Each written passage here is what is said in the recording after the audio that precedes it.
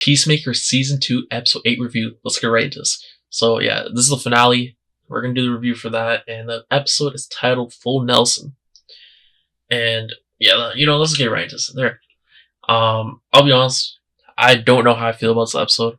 Don't think it was bad. Do I feel somewhat, disappointed, I guess, in a way? But by no means is this episode bad. I just feel like even myself, I may have just gotten caught up in the whole cameo stuff. But also I feel like slightly it was because of James Gunn. He was also kind of hyping it up.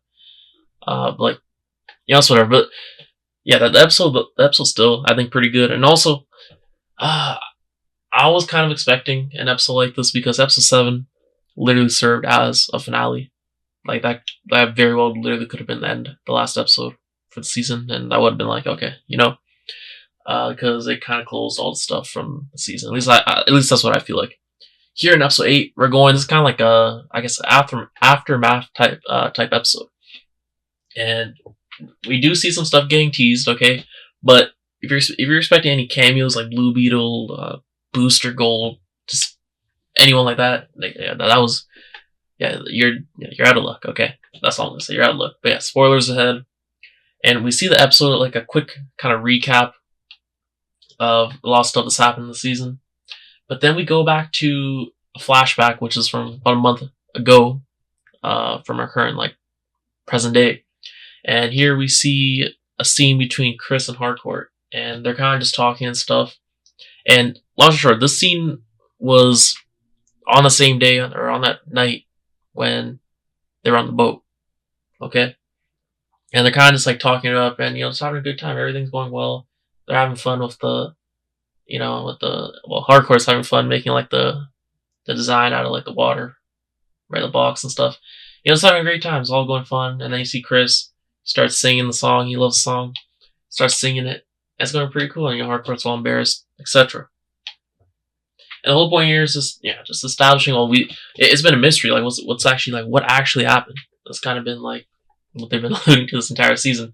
And anyways, and they have a good time. They leave the restaurant. And then there's this bro, this is bum dude this is being weird, okay? It's being weird, to say the least.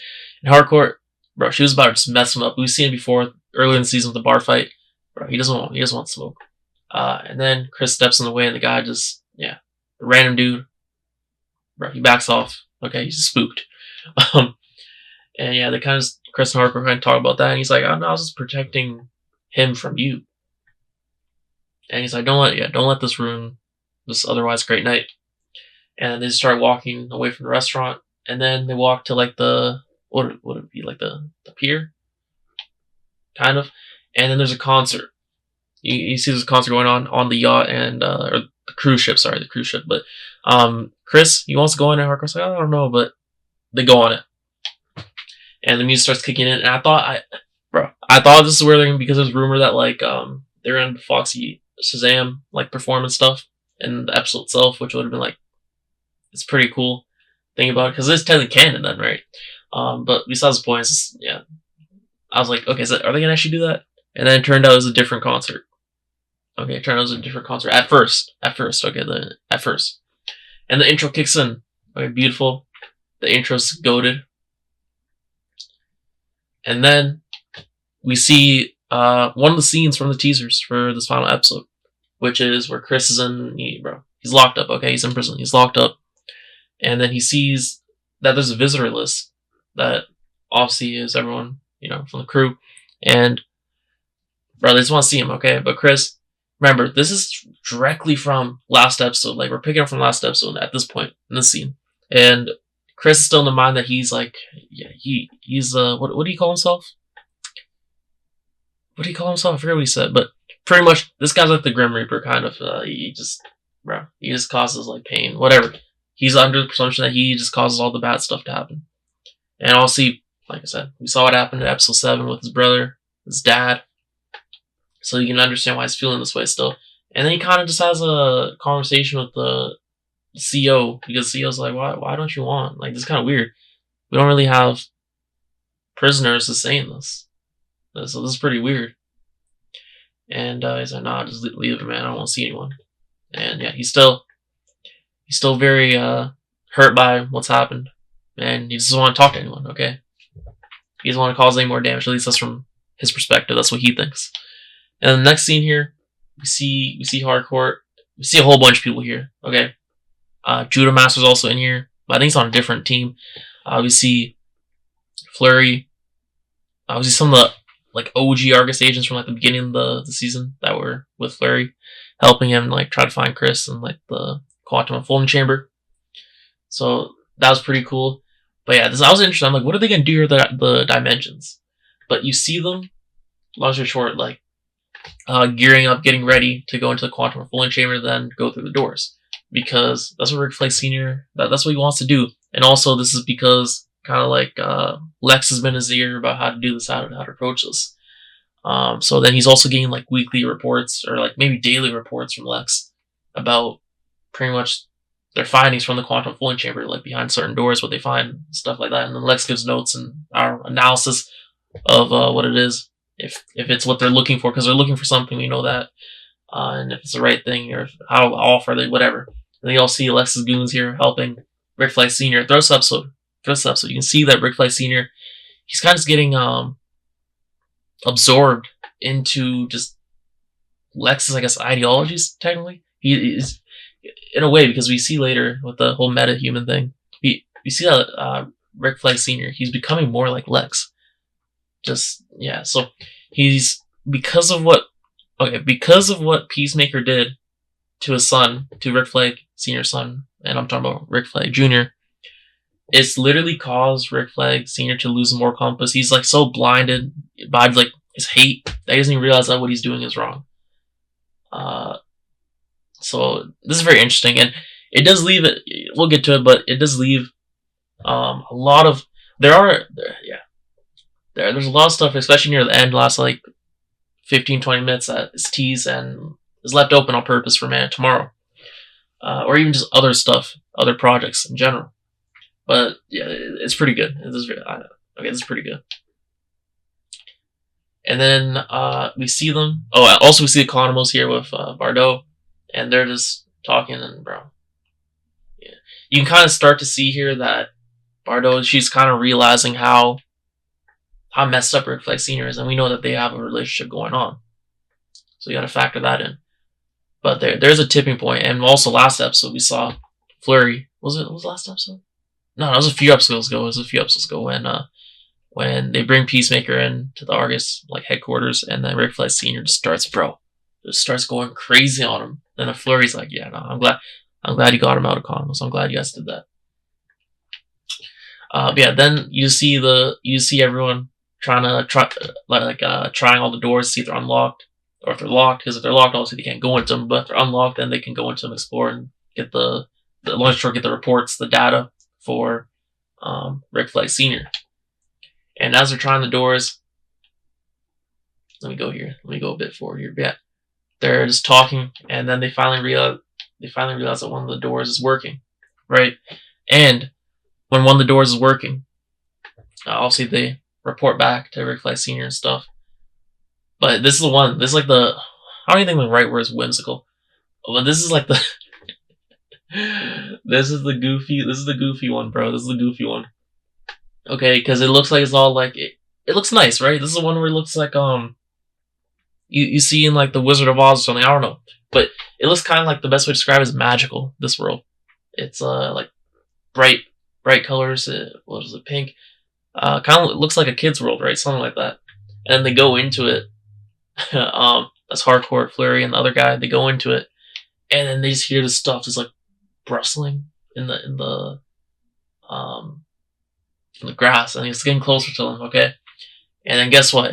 I don't know what they're called. Okay, I don't know if I'm tripping. I don't know what they're called, but they pop out, and the little like creature monsters thing, whatever.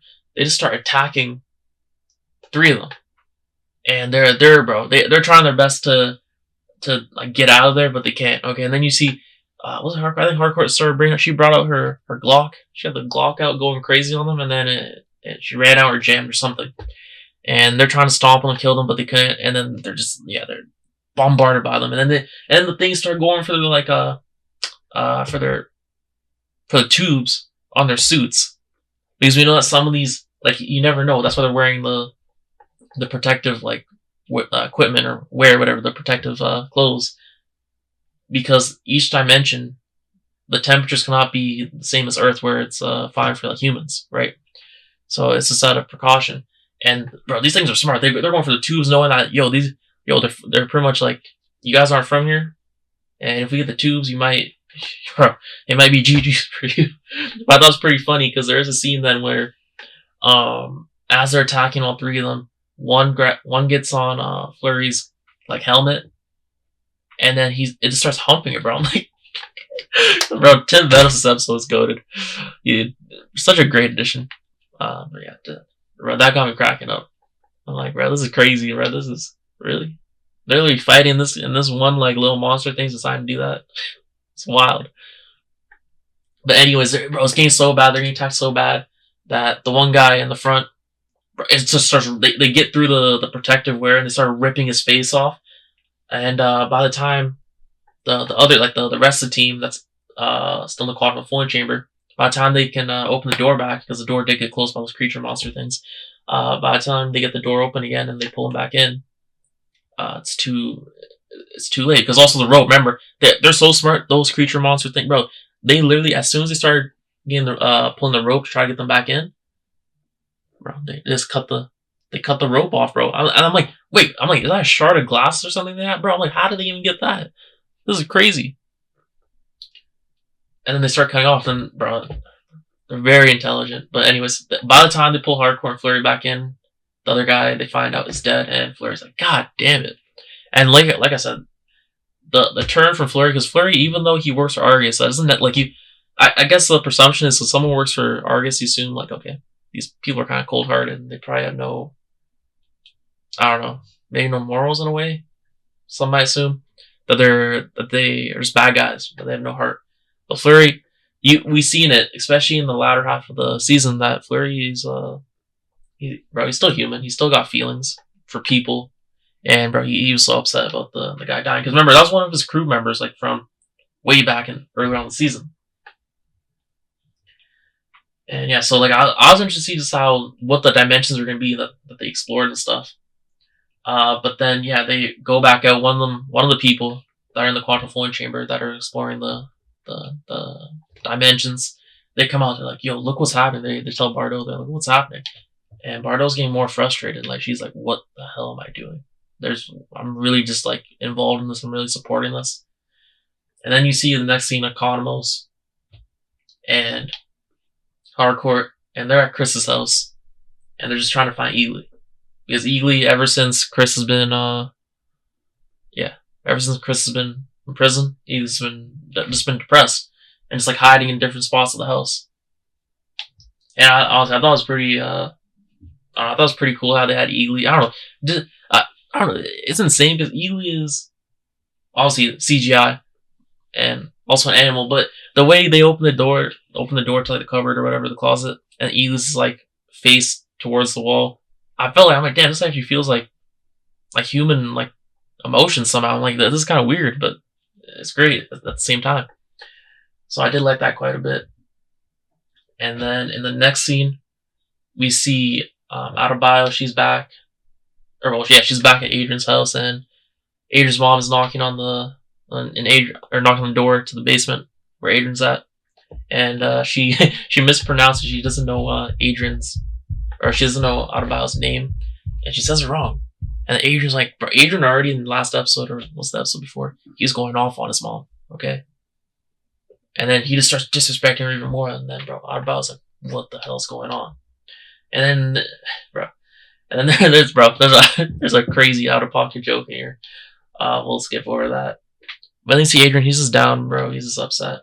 And he wants to flip a switch, that's it. And Adebayo's like trying to convince Adrian to use the blood money that we know Adrian is fully against using, okay? So it's just totally going to waste. And then Adebayo starts gaslighting him in order to convince him to use the money. She's like, oh, I guess I overestimated how close you were with Chris. I guess I'm more of a friend, or yeah, like I'm a better friend than you are to Chris. And she pretty much just gaslights him into like just tricking him into doing it, you know what I mean? You know, using that money. to get Chris a better lawyer so they can get billed. So, Adebayo clutching up. We saw a lot of Adebayo this episode, which is, honestly, Adebayo's goated, so no complaints there. But you see them start putting the money in the bag and stuff. And then the next scene, of course, the CEO comes back and he's like, Chris, you're free to go. And then Chris doesn't want to go. He's so confused. He's like, what the hell? And he realizes, because the CEO tells him, oh no, it's Adebayo. She let you out. And he's struggling to pronounce her name. And he's like, God damn it. And there's a funny joke here where the CEO's like, no, you can't stay here. Like, what do you think this is, a Holiday Inn? You gotta leave. Get out of here. And then you see Peacemaker coming back to his crib. And, John's there. And, bro, yeah. John didn't even try to stop him. Peacemaker just wanted to get to Eagly and some stuff and just dip. And then the next scene, you see them all at Harcourt's place, the rest of the crew, and they're like, why the hell did you not stop him, John? And John's like, nah, because he was, just typical John fashion. Okay, typical Economos fashion. And, yeah, bro, that was about it for that scene. And then we go back to the quantum unfolding chamber. And in the quantum unfolding chamber, there's more dimensions being explored. This time, this looked like one that was similar to the ones we saw in Superman, right? And I started thinking instantly, I'm like, wait, this looks like the one that involved Superman. Also, Lex is helping her, so there's kind of connection there. But then I started thinking about Ultraman. I'm like, okay, this is pretty interesting. I think Judomaster opened this one, if I'm not wrong. I'm like, okay, this is pretty cool. And then we go to Chris, and he's just sitting at the motel, and then he's seeing all the stuff going on outside, which is crazy. And yeah, he's just upset. He's sad. And then we go back to Argus. Meanwhile, Rick Flag Sr. and Lex's goons who are helping Rick Flag, they're all just jumping in joy. They're so happy. Like, wow, this is going so great. Our what would you call it? This project or whatever. This assignment's going so great for us. Oh my god, we're on top of the world. And then they open another dimension. Okay, in the quantum folding chamber. And this is the one the scene that people were wondering. And it's just the skulls on it looks like spiders, technically, but you know what I mean if you watch the episode. I'm like, wow, that's crazy. And I think they let out they were letting out some weird sounds. I'm like, yeah, get the bro quick. They quickly closed that door too as soon as they saw what they saw. I'm like, yeah, that's a good choice there. And then this next one I think was the one that people thought was the old DCEU universe. People thought maybe there's gonna be something about that in here in this dimension that they open the next door with. But no, it was just the zombie one. And here you see another person. You see another person just get murked. Okay, so there's a lot of casualties on the team, and Rick Flag Sr. does not care, bro. He does not give a damn. So seeing the flip on Rick Flag Sr., it's crazy. It's crazy. And yeah, then we see Peacemaker's kind of outside chilling, just smoking. Nothing much going on here. He's just in his fields. And then we see them pull out the bodies of a whole bunch of Argus agents that are just either dead or almost dead. And Bordeaux's like, she's at, bro. She's at a breaking point, okay? And then Fleury is like, bro, he's pissed off too. He's like, come on, bro, our team's dying. And then the next scene we see Harcourt. I think Bordeaux's there also, and someone else, I think. And this is our dimension, which is going to play a big part. At least that's what it seems like. That's the way it's set up in the DCU. This is one that they called, what was it? Salvation, correct? That's what Rick Flag Sr. is calling it, Salvation. And yeah, this is where they initially find it. Okay, and they can't believe it, because this is because Harcourt's able to take her mask off, or her headgear. Because the conditions, they looked at the conditions and they were perfect for human life, I guess. Which means that they can put anyone in there, technically. By theory. And then, yeah, the next thing you see everyone at A.R.G.U.S that are in the control room. They're all, bro. They see the data, they're hype as hell. And, yeah. Then, obviously, Harcourt gives a report to him, and, yeah, bro, they're all jumping for joy again. And she's confused. It's kind of dystopian if you think about it. And then in the next scene, also in that scene before, you see Harcourt. Then after she gives a report, Rick Flag Sr.'s kind of just move away. You can kind of see the whatever relationship they did have before, it's dead now, bro. He's like, Ric Flair Sr. does not care about that. And then Harcourt is walking off, and she looks at Bordeaux, and they're both looking at each other. You can see they had like that same look in their eyes, like, we need to put a stop to this. We need to do something about this. Like, we can't let this keep on going. And the next scene, this is like the same set that they used, like the same like meeting, conference room, whatever that we saw in Superman. And again, Ric Flair Sr. here, the other guy as well. What was it? What's the name? What was the role of the other guy? Anyways, the guy's pitching too. You guys know who that is. And here, Ric Flair Sr. introduces the idea of salvation. That's what the world or universe, the alternate dimension, is called. And this is the one where he wants to put all the metahumans, because he's like, look, these guys are dangerous people. They keep on like just causing more harm because we don't know how to deal with them. Okay, they keep on breaking out, etc., from prison, whatever. I think you mentioned Arkham, and I think you mentioned Bell Revolt as well. He's like, they keep on getting out and they keep on just repeating. Okay, like they're repeat offenders. Like, well, we need to put a stop to this. Okay, and then he proposed the idea of putting them to his universe called Salvation. There's a dimension called Salvation, this planet, because it fits them. Like they can seamlessly do it. Like it's very easy to do. They can just pretty much just call the door and just get them in there, and then boom, close on them, and they'll be stuck there forever. And I guess they can also survive there too, which is like ethical. And he's trying to just convince the guy of it to get it approved. And here, this is where we really start to see that he's using the same type of like, not the same type of terminology like metahumans and stuff, but also like just in general. Like, you can just tell this is very like similar to what Lex was trying to pitch just over a month ago, right? Because this takes place about a month after the events of Superman.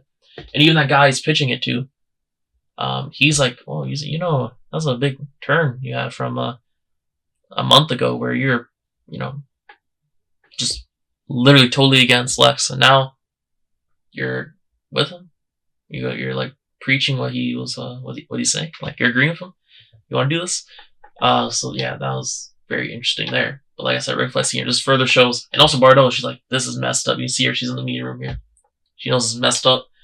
And this is like the crucial scene where you see Ric Flair Sr. really is going fully, well, there's another scene, but this is really the breaking point where you see Ric Flair Sr. just unhinged, bro. This guy has lost the plot. Blood has lost the plot.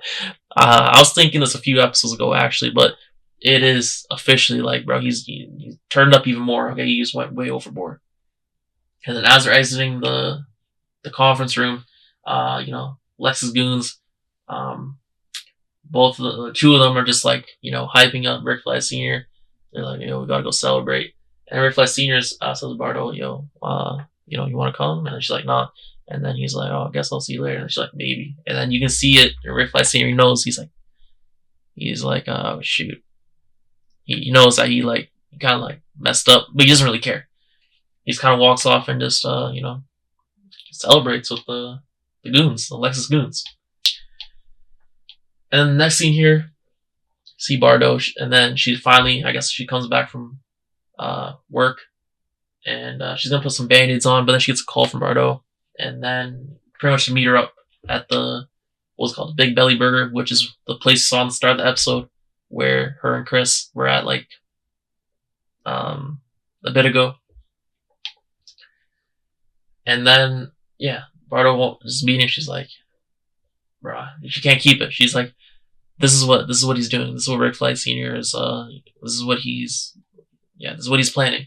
And she just can't. She knows it's wrong. Okay, and she's like, yeah, she literally spills the beans, like I explained earlier, what Ric Flair Sr. is pitching, what he's trying to do, and yeah, then Harcourt's like, aren't you a metahuman? And then she's like, yeah, but, and then they talk about also Economos, how he is.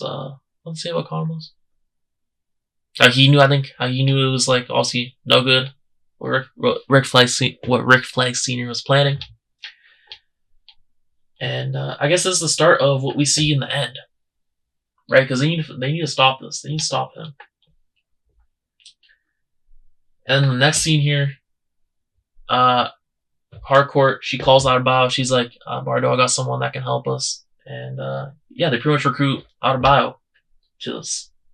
And I don't know if this is me, if I was just being a dummy, but I was like, is this purposely like being very vague? I'm like, is that just me?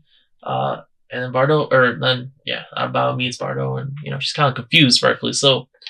And then you see them kind of doing this like slow motion and like the music thing where you don't actually hear what they're saying, but bro, they're cooking up something. We know they're cooking up, the three of them. And then you see Harcourt. She goes into the bathroom. She looks in the mirror and she sees a slip there. She takes it out. It's a ticket of the rock cruise that they went to. That she went to with Chris. And then we see. Yeah, I think this is the part where we see then. It says, let me see here. Yeah, she sees the ticket and then she sees, oh shoot, the whole thing's going on. Right? They go into the cruise ship. Yeah. And then this is where we see them like, just having a good time, just dancing to it and stuff. And, it's going great. And while it's going on, they're cutting in between to, Chris in present day, how he's just sad, depressed, and then him just having like the time of his life at the performance. And, see Harcourt, she's actually like, opening up, I guess, like having a good time, showing emotion. And yeah, it's going great. And then it gets to the point where they're enjoying the music both. Her opinions change about the music. She likes it. And then they start dancing and then they kiss. And then right there, Harcourt, she gets out, she snaps out, and she's like, what am I doing? This ain't me. I shouldn't be doing this. And then she dips and you see Chris kind of like heartbroken in a way. So yeah, we literally found out what happened. Sorry, my bad. What happened? And then we go back to like present day after she looked at the ticket and she's looking in the mirror like, whoa, this is crazy.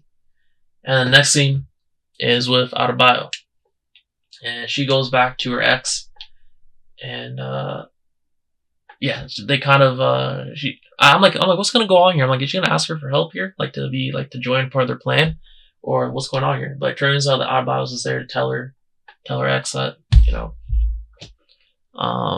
that it's officially done with. Like, I'm letting go. And yeah, bro, goated acting here. I'm like, damn, this is sad.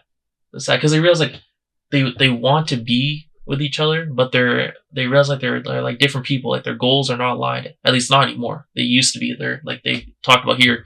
They want to open up a business, like a pet business, which is a great thing to do. But then in order to do that, that's why Adebayo took the job for Waller, her mom, to get some extra money in order to like start that up, right? And then from there, Adebayo, her plans changed, and this life kind of happened, and they naturally just start splitting apart. Their goals started becoming different, and that's how their relationship got fractured.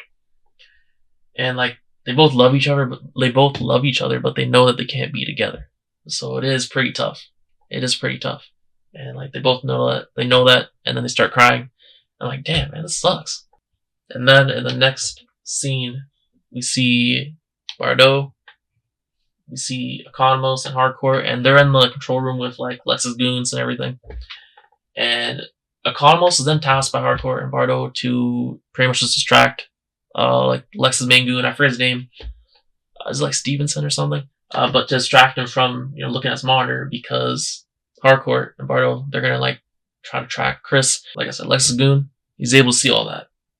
So yeah, Economos with his just awkwardness and just terrible jokes successfully distracts literally all of them, and they're all just making fun of him, saying like, yo, no one likes you. I'm like, god damn, this is crazy, this is harsh. I'm like, what a workplace environment, huh? And then yeah, they successfully track Chris, and they find out that he's at that motel. And yeah, then they just start, all of them, the whole crew, they start heading out there. And then as they're heading out there, you see Chris, he's leaving the motel, he's ready to just pack it up, leave, go somewhere else. And then you see Vigilante, you see Economos, you see Adebayo, you see Harcourt, all of them get out of their respective vehicles. And like, Chris, come on, like, we need you, bro. Like, don't go. Like, come on, why are you doing this? And then I guess Vigilante, he just typical Vigilante fashion, he takes it to the next level. I guess he realized, bro, there's no point in talking. We need to get this guy. Okay? We need to quite literally put some sense into him. Okay, he's like, I know this guy's gonna run off otherwise. So he just starts tasing Chris until he's unconscious. I'm like, bro, that was that may be a slight overreaction. Okay, that may be a slight overreaction. But yeah, he does it. and Chris is then unconscious. In the next scene, we see them back in his motel room, and they're all there talking to him. And this is where I feel like the episode started like, getting like kicking off somewhere. Okay, starting at this point or around here, give or take. Because the whole team, bro, all of them are like, this is what Chris like. Come on, what's going on with you? And he's trying to explain to them, look at this. This is all my fault, right? And it's like a continuation from what we saw in the last episode. And then Adebayo, this is where Adebayo comes to the MVP. She convinces Chris that it's pretty much like she put like a different perspective on it, saying like it's not really your fault, right? Look at how these things are like otherwise, and like also some of the things you knew, etc. But she did a nice job, and then she started talking about how like what Chris means to her, and it's pretty touching. And then the rest of the whole crew, they all do Vigilante, Harcourt, Economos, and they even make fun of Economos for being a coward. There's a great scene here. And they're like, we need you, Chris. Like, we can't do this without you. We can't do this without you. Like, you're one of us. So, absolutely great scene here. And then in the next scene, you see them all walking out.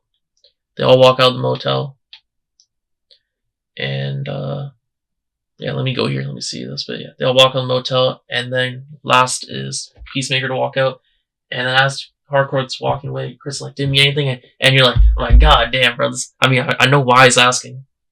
And you see them, this has been like a whole thing, but especially this episode, that's why we've been seeing the scenes throughout the episode earlier on of Chris and Harcourt. So if you really like their dynamic, if you're really a fan of this episode you'll like this episode far more than someone who doesn't, let's say. And then like, god damn, this guy Chris, he's gonna ask. And I thought Harcourt was gonna just like give another like maybe like another like rude response or something, just like not actually show her feelings. But she's like, nah, of course he meant something to me. And then she says it in Harcourt fashion, and then that's it. They kind of just go their own ways after that. And then Chris goes back to his motel. I'm like, and then you hear oh Lord, oh Lord. I'm like, I knew this guy was gonna start celebrating. This guy starts dancing and just start jumping everywhere. I'm like, this is goated. See John Cena is going crazy with the dance moves. I'm not gonna lie, it's probably gonna get memed. This bit's probably gonna get memed. Okay, but it has goated meme potential. I'm not gonna lie, goated meme potential. And then this next bit here, I think it's like did they say 1 day later, 1 week later, or something? And this is where Foxy Shazam, they're officially like canon in Peacemaker, or in the DCU, sorry. And we see Harcourt and Chris here. I guess they come back to the cruise ship, unless I misinterpreted it. And they're seeing them perform the literal theme song of Peacemaker, which is insane. So I guess the rumors were true of that. And while it's going on this go-to performance, you see the whole crew. They're using Adrian's blood money for better. They're gonna use it. They're gathering it all up for the better. And I'm like still going on. I'm like, okay, what are they doing here? What are they planning? What are they all planning? And then you see in the next scene that, oh wait, they bought like a whole warehouse, like a whole thing, and they're like setting everything up, the desks, their monitors, whatever. They're just decorating it. And I'm like, damn, that's pretty cool. And I see Bordeaux in it too. I'm like, oh wait, Bordeaux's involved in this? And I'm like, oh wait, that makes sense because that's what they're playing on earlier. I'm like, okay. So I'm like, then who else? I mean, I thought this meant, honestly, I'm like, is it just gonna be the whole like Vigilante, Chris, Economos, Adebayo, Harcourt? I'm like, it's just gonna be the main people and Eagly, obviously. But it turned out, no, there's more members. And you see all them cracking up, having a good time here. I'm like, oh, okay, this is cool. And then they slowly do like the walkout thing. While they walk out, all of them, they should reveal them one by one.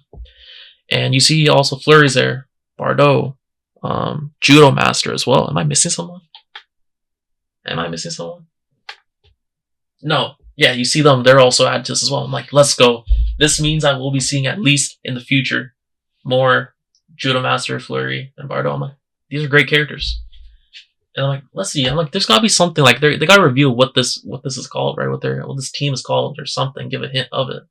And I'm like, at this point, I'm realizing this feels like an actual conclusion to the series because we know that James Gunn has already said, and I think he said it again today, that there's no plans for season 3. So this is supposed to be like a definitive end to Peacemaker. Like, of course, we're still gonna see a man tomorrow, but you get what I mean. In terms of like his own story, like that's separate. Let's focus on him. This is supposed to be like the culmination of it, right? So in that sense, like this feels right. This feels pretty right. And yeah, then you see a scene where Fleury and Vigilante are testing each other. Well, Fleury's testing Vigilante. You see Vigilante, bro, this guy says he studies, but no, this guy does not know any of the facts. It's actually crazy.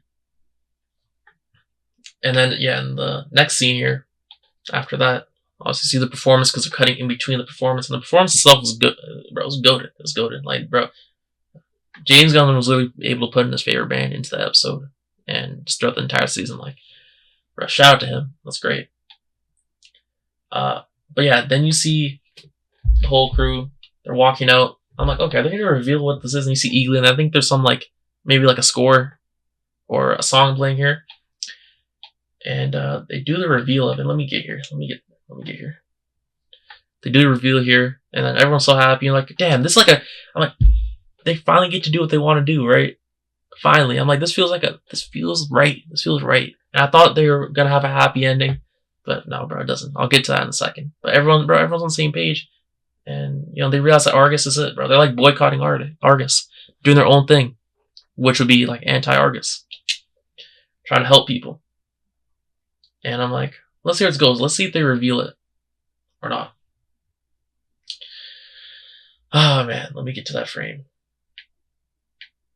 Did they put it here or no? Let me see. But bro, it felt perfect. Let me see. I think I went too far back. But yeah, like I said, bro, this felt perfect. That's the perfect way to end it. They're all happy and everything. Like literally, perfect way. And then you see it says, what was it? Checkmate. That's what it says, Checkmate. Because the camera slowly pans over and it says Checkmate. Making the world better. And I knew there's rumors of this. Like, I'm not familiar with Checkmate itself, but I did know there's rumors about like a series or something, project in development for it. And also that it may have some type of connection to Waller. So like, yeah, let me know in the comments down below. Like, if you're like if you've read the comics and stuff, you know better than me.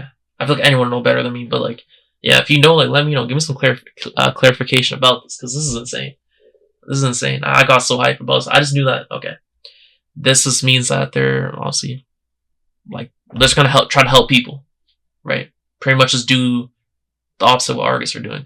Especially because ever since they found out that A.R.G.U.S is going to do that thing with metahumans and salvation, what Rick Flag Sr.'s going to do, you need a place like, I think it's like a spy organization, right? And they're kind of like, they're ethical. They're there to help metahumans, if I'm not wrong, or something along the lines of that. So I'm interested to see what they're gonna do here, and this is probably the way it ties into Man of Tomorrow, because I guess everyone here is gonna be a Man of Tomorrow, and Checkmate maybe has something to do with that. Maybe they're in the Waller show. I don't know. I'm just kind of theorizing here at this point. It's pretty cool. Seeing them, and right here, this episode right here, I've been so happy, but no, bro, they're in typical fashion.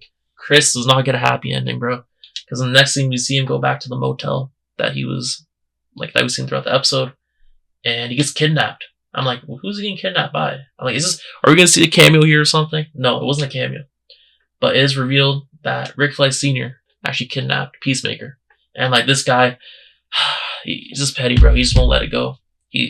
I'm like, especially after like it hits because Chris is finally having like his life, like this is like the best it's ever been, right? Everything's going right. It's just like all the people he loves and everything doing what he loves, or well, they're doing something that they love. I'm like, damn it, this hurts. And they're taking Peacemaker to like one of the doors from the quantum floating chamber, and Rick Flag Sr. is like, bro, this is what you get. And they literally throw him in there, and they're all laughing too. Okay, and this is what happens. Okay, that's what happens. They're like, we signed. He's like, I didn't even sign for this. They're like, no, we signed you. And so obviously, I think they forged it, unless there was something earlier on the season I missed. But yeah, like Rick Flag Sr., bro, this guy's a menace. He's like, this is for my son. This is for Rick Flag Jr. And you're gonna be testing. We're testing on humans to see how this goes, how it affects them. I'm like, bro, this is crazy. This is actually crazy. And they close the door on him. He tries to get it while they close it, and no, it's too late. And then he's exploring around it. And because yeah, he's permanently stuck. He's literally permanently stuck here. And you hear sounds like, I don't know if it was like dinosaurs or something. I don't know what it was, some type of creatures. And I'm like, bro, how is Chris gonna survive this? So this is probably how it leads into Man Tomorrow. I don't know the direct connection, but this is insane. Because the team's got to get him out. Okay, Chris, they don't even know where he's at. That's the crazy thing. They're not gonna know anything about this. So I'm interested to see how they start slowly piecing this together, trying to find him out. But yeah, he's officially stuck in the Salvation dimension. And I know people are saying that this might be connected to like the Salvation Run, where they have like a whole bunch of like villains and stuff. Like, what was it? I think Mr. Freeze is in it, Joker. Who else? Was Lex in it? Maybe. A whole bunch of people. They throw them in here, right? And yeah, and they start like forming like their own like subgroups and alliances, whatever. And there's some of them trying to get out, some of them just trying to stay.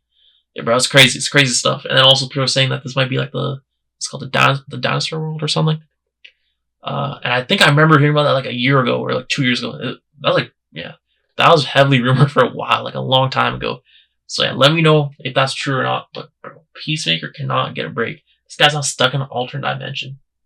And then you see Rick Flag Sr., bro. This guy had got like, bro, he's taking in deep breaths. He's like, you can tell he got like a load off, right? You can just tell.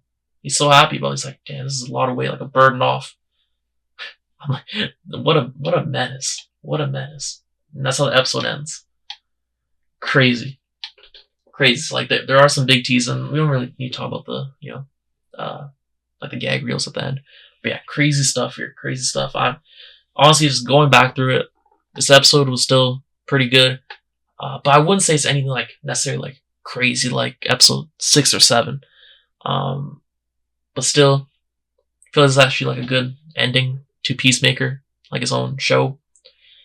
But I'm interested to see in the future what they're going to do, because I don't see a direct connection to Man of Tomorrow, but I'm assuming maybe this is for the Waller series or something, but I'm assuming this is Man of Tomorrow, right? Because we know that's coming out in 2027. Waller, we don't know what's going on with that, so who knows? And even if there's going to be like a Checkmate, like its own series or something, I don't know. But yeah, it's interesting stuff. Because I don't know what's going on, but I like the way it's set up. It's interesting. A lot of possibilities. Anyways, let me know what you think down below. Thank you for watching. I'll see you next one. Peace.